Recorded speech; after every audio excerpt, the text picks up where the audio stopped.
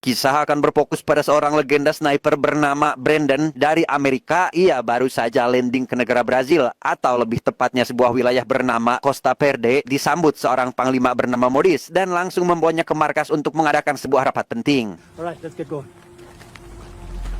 Tak sendiri, Modis juga membawa dua anggotanya bernama Diaz dan Nadia, yang dalam perjalanan itu Brandon diberikan data terkait orang yang sedang mereka incar saat ini bernama Kovalov, pedagang senjata yang mempunyai kedekatan dengan para aparat dan juga menteri, yang membuatnya semakin licin dan sangat berbahaya. As long as you provide arms to the Prime Minister's personal army. Disitulah Modis kembali memperkenalkan dirinya yang merupakan seorang panglima dari kelompok pemberontak bernama Phoenix, dibentuk demi menjaga keseimbangan Costa Verde dan menangkap siapa saja yang berpotensi menjadi cucuk riut di kotanya. So we're hitting their base of operations. Timetable? Singkat cerita, tibalah Brandon di markas Phoenix. Ia yang penasaran kenapa Modis menyewanya pun menanyakan terkait alasannya, di mana Modis menjawab jika Brandon adalah satu-satunya orang yang sangat cocok dengan misi ini. Sekaligus, ada seorang teman lama yang mungkin Brandon kenal, biasa disebut Roji, yang ternyata adalah benar-benar kenalan lama Brandon di beberapa pertempuran di masa lalu. This is where you've been the past month. Vanished on me without saying goodbye. Modis memberikan kesempatan Roji untuk sosonoan terlebih dahulu dengan rekannya yang sudah lama tidak bertemu. Di sana, Roji mengajak Brandon berkeliling sambil bercerita tentang sosok incaran mereka. Roji bercerita jika Modis adalah sosok patriot yang akan Brandon sukai. Dia juga sangat dihormati para petinggi negara. Bahkan tugas menangkap Kovalov adalah dia yang menentukannya sendiri, karena ternyata si Modis ini sudah bertahun-tahun mengejar Kovalov, namun selalu berakhir dengan kegagalan. Filling out paperwork and going through proper channels. It happens, man. Come on, let me show you around.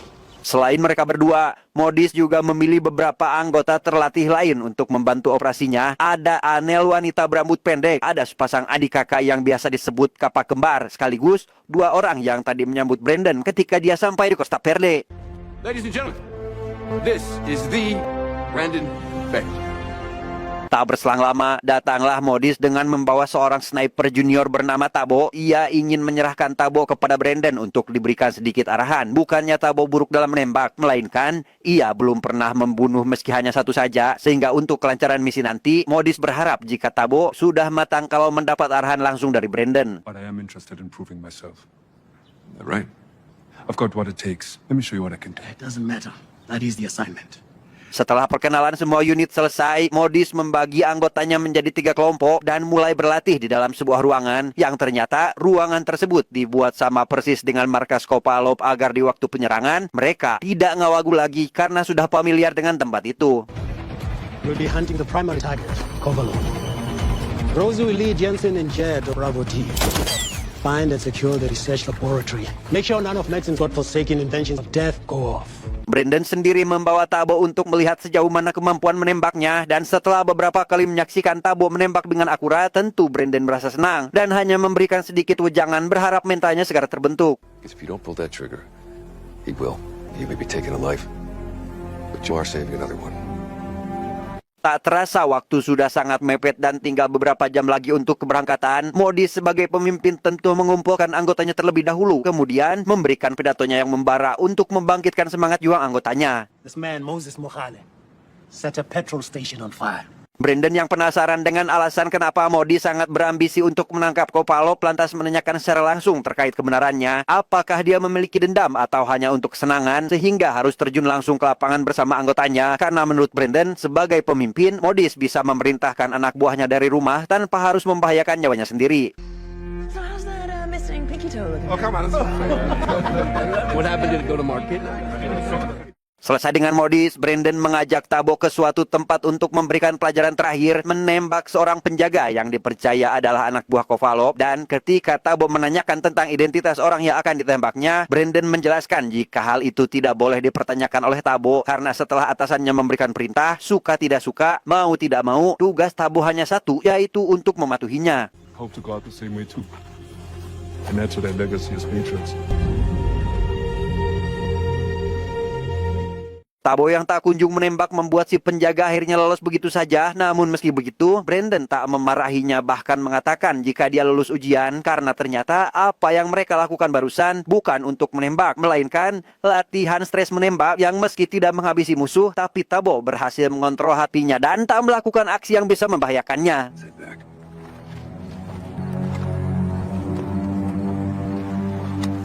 Di perjalanan pulang, mereka disambut oleh Roji yang mengajaknya untuk segera bersiap karena beberapa menit lagi mereka akan segera berangkat untuk menghabisi musuh bebuyutan yang sangat susah untuk ditangkap. Let's get to work.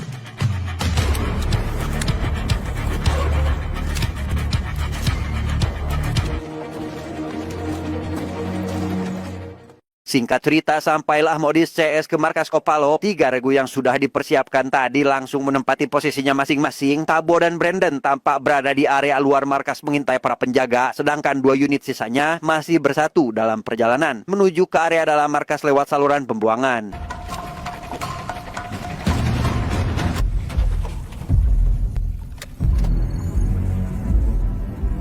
Tepat setelah Tabo dan Brandon menghabisi para penjaga, Modis dan anggotanya langsung keluar dari saluran pembuangan. Mereka langsung berpencar menjadi 2 kelompok untuk mengawasi dan langsung ke inti markas secara bersamaan. Charlie team, garage is clean. Copy. Alpha team heading to office and searching primary target. Si kembar yang hanya berdua saja langsung merusak alat transportasi yang nanti akan Kopalov gunakan untuk melarikan diri, sedangkan Anel dan Diaz pergi mendahului Modis demi membukakan jalan yang aman untuknya.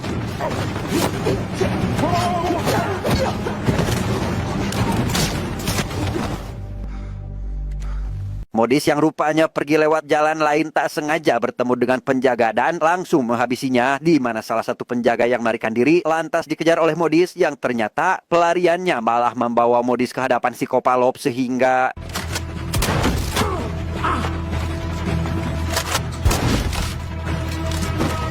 meski hanya berdua saja melawan Modis dan anak buahnya, Kopalov bersama asistennya berhasil melarikan diri yang ternyata Kopalov tidak pergi keluar, melainkan ke dalam sebuah gedung yang di dalamnya terdapat sebuah alat bernama Angel Maut, senjata pembunuh berbahaya yang bisa membunuh siapapun orang yang berada di dekat alat tersebut, yang ketika Modis dan anak buahnya berhasil mengepung Kopalov, si Kopalov malah menyalakan mesinnya sehingga terjadilah hal seperti ini.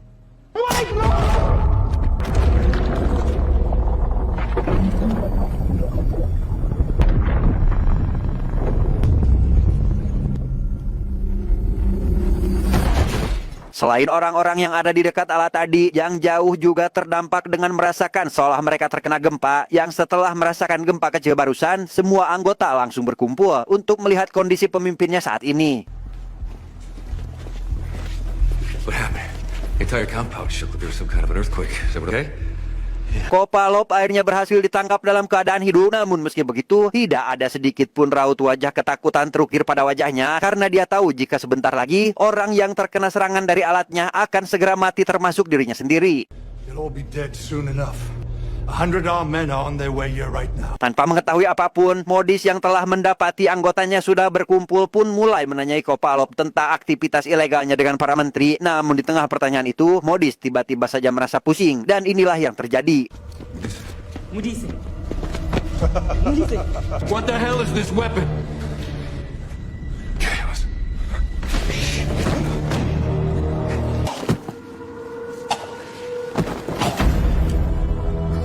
Semua orang yang terpapar tadi tiba-tiba mati begitu saja dan menyisakan 6 orang saja, yaitu Roji, Tabo, Brandon, Diaz, Angel, dan satu lagi Hera atau salah satu dari si kapak kembar bersaudara. Guys, what are we gonna do?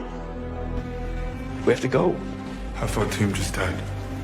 I realize that. Tanpa menunggu persetujuan dari yang lain, Brandon langsung memposisikan dirinya sebagai seorang pemimpin karena dia tahu jika dari sekian 6 orang yang tersisa, hanya dialah satu-satunya orang yang berpikiran jernih atas kehilangan setengah kelompoknya barusan. Okay. Let's all take a breath. Who put you in charge? No one, Angel. But my mind is clear. Selanjutnya, Brandon membagi 2 tim dengan menyuruh Hera, Tabo, dan Angel untuk pergi ke terowongan, sedangkan Brandon, Roji, dan Diaz akan tetap berada di sana untuk melihat senjata yang telah menghabisi separuh pasukan mereka.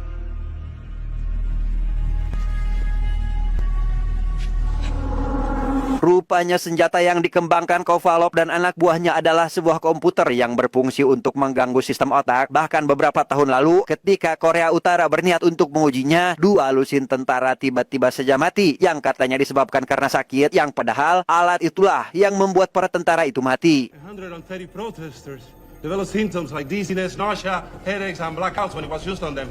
Karena Brandon tak bisa membawa sistemnya ke agensi, dia menyuruh Diaz untuk mengirimkan data tersebut ke setiap agensi pemerintah. Kemudian, alat fisiknya akan langsung mereka hancurkan, karena jika tidak, maka besar kemungkinan alat tersebut akan jatuh ke tangan yang salah. All right, you heard the man, Nova. Grab the hard drive. Let's go. Diaz yang tahu jika prosesnya akan lama pun menanyakan kembali perintah tersebut. Brandon menegaskan jika mereka akan melakukan transfer lewat satelit yang meskipun membutuhkan waktu lama, mereka harus tetap melakukannya dan akan menunggu meski tentara musuh datang untuk menyergap mereka. Now that to me is a fight worth fighting. I will show you how the six of us become 16. Dengan pidato yang menggebu, Brandon berhasil memicu semangat semua anggotanya, bahkan yang awalnya berniat pergi, akhirnya tetap bertahan dan bersedia untuk melaksanakan apa yang Brandon perintahkan. All right, Beckett. What's your plan? We were an off-books mission. There is no evac team standing by. Brandon Chayes akhirnya mulai bergerak dengan menghubungi rekan-rekannya untuk meminta bantuan. Selanjutnya, mengumpulkan semua bom yang ada di tempat itu dan memasangnya di beberapa tempat strategis yang besar kemungkinan akan menjadi titik kumpul dan pelarian dari pihak musuh nantinya. I got word that a caravan of vehicles is heading our way. It has to be militia. How far out? 30 minutes, give it or take. Setelah perangkap berhasil dipasangkan dan membagi posisi mereka masing-masing, semua orang mulai berpencar untuk kembali pada posnya, di mana Brandon pergi menemui Diaz untuk melihat sudah hampir bereskah proses transfer atau belum, dan karena proses masih setengah lagi, Diaz tampak kacau karena terlampau khawatir, sehingga Brandon yang tak ingin dia berlarut pun memberikan sebuah handphone yang ternyata merupakan sebuah alat pemicu bom yang sudah mereka pasang, di mana Diaz akan menjadi orang terakhir yang akan meledakkan tempat itu. This is your last line of defense. The hallway is rigged with cubes of Semtex plastic explosives connected to this burner phone. Do not dial the second safe number. Brandon kemudian pergi menemui Tabo untuk melihat kesiapannya, namun karena Tabo sudah sangat siap, maka Brandon hanya meminta agar Tabo tetap siaga sebelum bala bantuan pihak musuh datang. Leadership's in action, out of position. Tepat beberapa saat sebelum musuh mengirimkan bantuannya, Brandon mulai berpidato lewat walkie-talkie miliknya, sehingga 5 anggotanya yang masih tersisa langsung bersiaga menunggu gempuran yang sebentar lagi akan segera menghantam mereka. He told me once, soldiers aren't built to retire. Squad, we're gonna complete this assignment. Singkat cerita, tibalah beberapa mobil bantuan musuh yang baru saja mereka melewati gerbang, tiba-tiba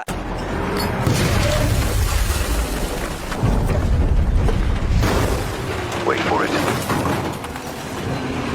dari kejadian barusan, para tentara memilih untuk berjalan kaki lantaran takut jika ada bom lain yang bisa menghancurkan mereka, di mana Hera langsung menyambut kedatangan pasukan tersebut dengan sebuah bom asap dan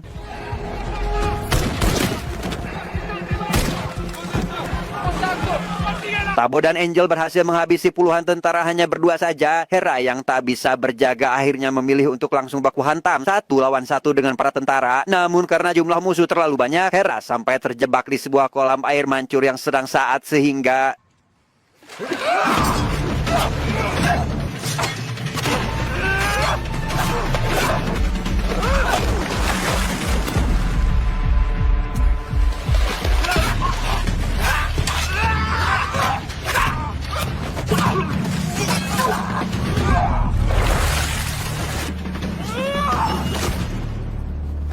lagi dan lagi bantuan musuh berdatangan, yang kali ini mereka membawa sebuah alat berat untuk ditujukan kepada Tabo atau si sniper, di mana Brandon yang tahu jika anak didiknya sedang berada dalam kesulitan pun langsung turun tangan untuk membantunya.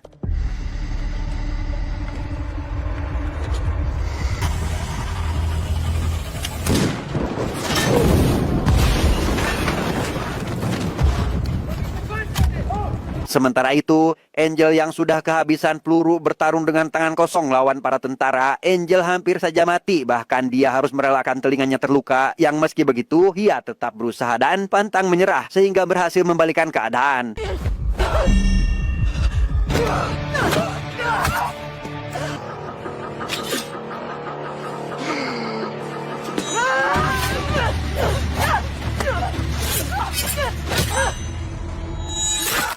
Roji pergi ke ruangan server untuk melihat kondisi Diaz apakah baik-baik saja atau tidak. Yang baru saja memasuki lorong, ia malah dihampiri oleh para tentara sehingga... Hey, fellas.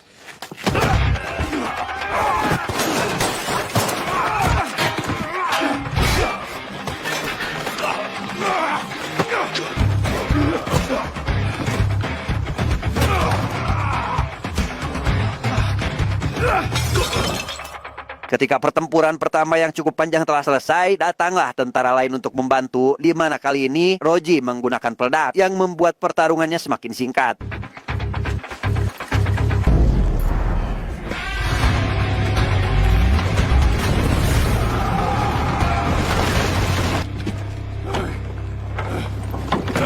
Tak jauh berbeda dengan Roji, Brandon juga sedang berhadapan dengan musuh yang meski satu orang dan orang itu adalah wanita, pertarungan mereka cukup alot meski pada akhirnya Brandon berhasil mengalahkannya. Namun ketika Brandon sedang memberikan laporan kepada timnya, tiba-tiba... Back it here. I'm heading your way. Drop it!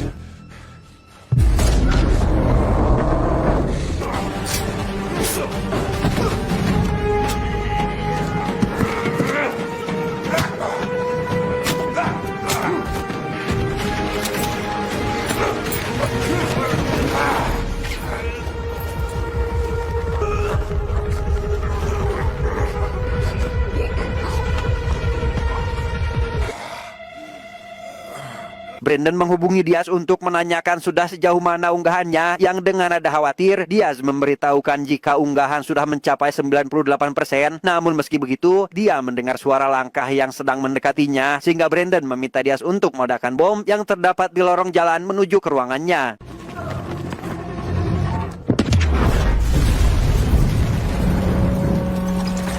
Roji yang baru keluar dari dalam bangunan langsung disambut oleh sebuah tembakan tepat ke dadanya, dan karena memakai rompi anti peluru, Roji berhasil bertahan dan menghabisi musuhnya saat itu juga.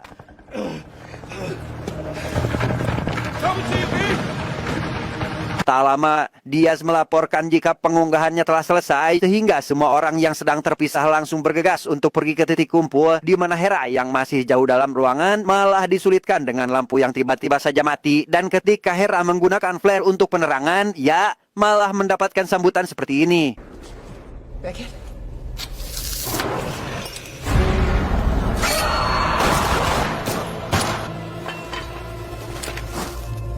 Brandon yang kebetulan berada di sana langsung hubak-habik setelah melihat Hera terbujur kaku tak bernyawa dan segera pergi meninggalkan ruangan setelah tahu jika semua tentara berhasil dihabisi.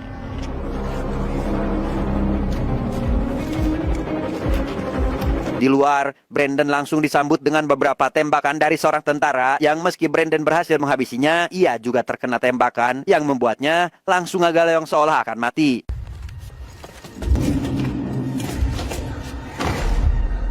Tak lama berselang, datanglah Roji untuk mengajaknya pergi ke titik kumpul. Yang bersamaan dengan itu, Tabo dan Angel juga datang, disusul Diaz yang entah dia ini buta map atau tidak. Diaz yang harusnya tahu jika ada musuh di depannya pun seolah mendatangi mereka sehingga...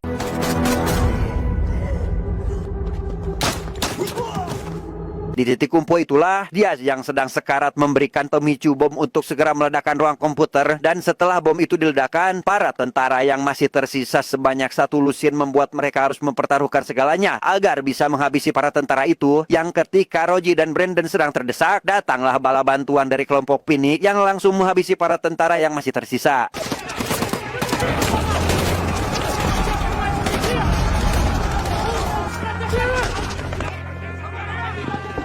Roji dan Brandon yang notabene bukan berasal dari Brazil pun memutuskan untuk pulang ke negaranya, di mana mereka diantar oleh Tabo dan Angel ke pinggir laut yang kemudian berpisah untuk selamanya.